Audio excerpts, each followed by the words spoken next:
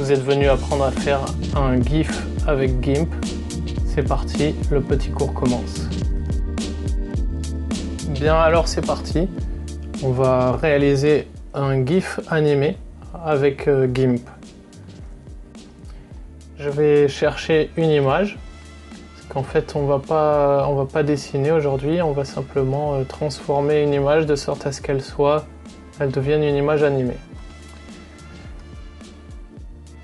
Voilà, j'ai glissé simplement une image à partir d'un dossier, je l'ai glissée et elle est apparue simplement dans le logiciel.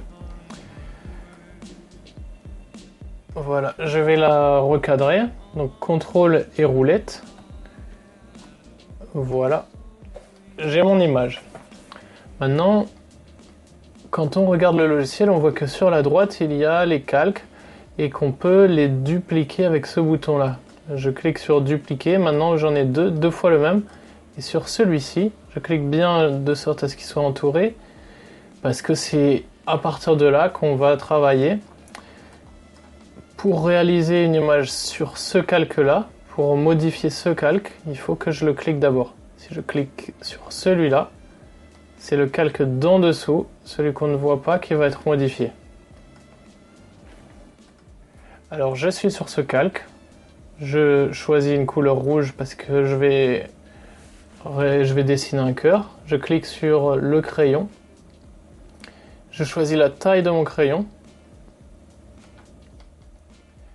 Et c'est parti, donc je vais simplement dessiner un cœur. Je veux qu'il n'y ait aucune sélection, donc sélection aucune, voilà. Et là, c'est parti, je dessine mon cœur.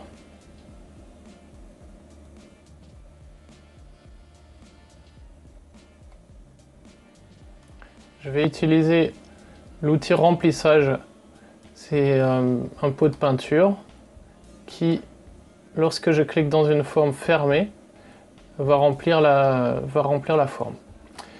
Je vais donc dupliquer ce calque et le modifier encore une fois. Je clique sur dupliquer.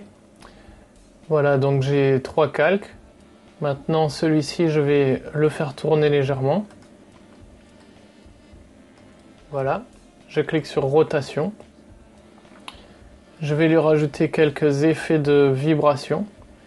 Et pour ça, j'ai besoin d'avoir exactement la même couleur que sur le téléphone pour en fait minimiser la gamme chromatique, le nombre de couleurs qu'il y aura sur l'écran. Je clique sur le crayon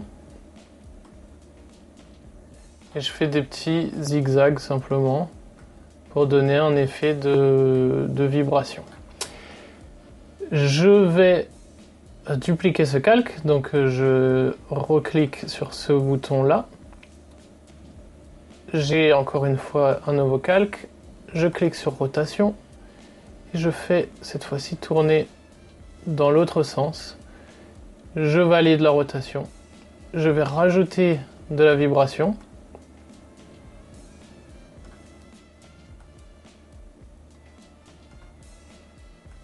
Voilà, comme ceci. Je vais valider tout ça en... Il faut que je vous explique une chose. En fait, pour que le GIF fonctionne, il faut qu'il avance dans un sens et dans l'autre pour pouvoir boucler. Je vais vous expliquer. Je vais commencer par renommer tous ces calques. Donc je clique ici 2 fois et je l'appelle 1, celui-là 2, le troisième 3 et ainsi de suite. S'il y en a plusieurs, là il y en a 4. Je vais faire en sorte que l'effet se fasse dans un sens et qu'il revienne à son état initial pour pouvoir boucler. Donc je vais dupliquer le 2 et je vais le faire passer au-dessus du 4. Donc on utilise la flèche qui est là. Voilà, il est passé au-dessus du 4.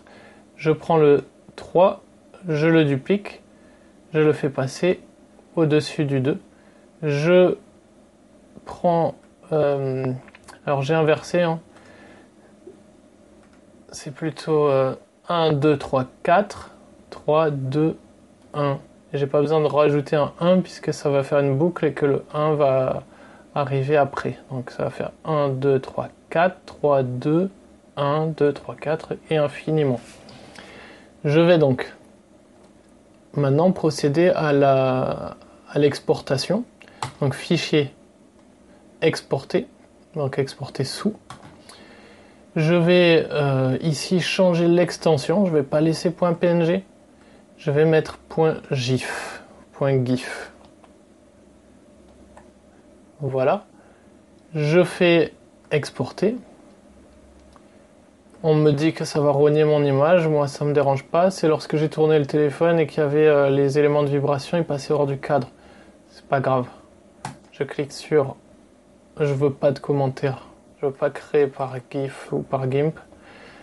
En tant qu'animation, je veux que ça soit une animation, je veux que ça soit bouclé. Je veux que les images soient affichées 100 millisecondes, c'est-à-dire une image toutes les 10 secondes. Non, 10 images par seconde. Je veux que les calques soient remplacés les uns par les autres. Donc à chaque fois qu'il y a une image, elle sera remplacée par la suivante, toutes les 100 millisecondes. Je veux que le délai soit conservé d'image en image.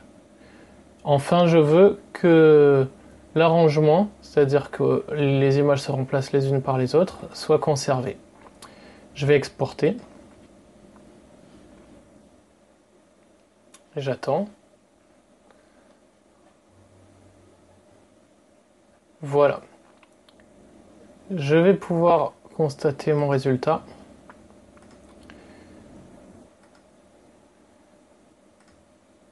Il est ici. Je vais double-cliquer et on va voir le résultat.